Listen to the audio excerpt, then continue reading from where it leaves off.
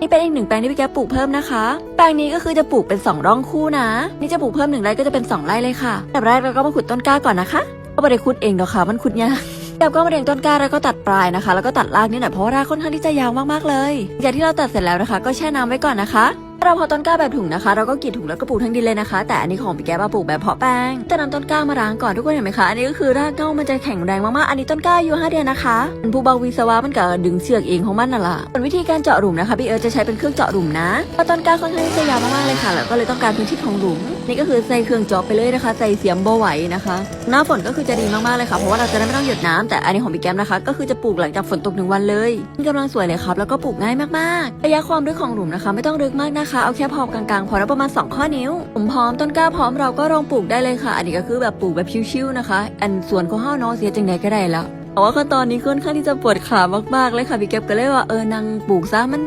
ให้มันแล้วซะส่วนของเฮาเนาะเฮ็ดจังใดก็ได้บ่ต้องซีเรียส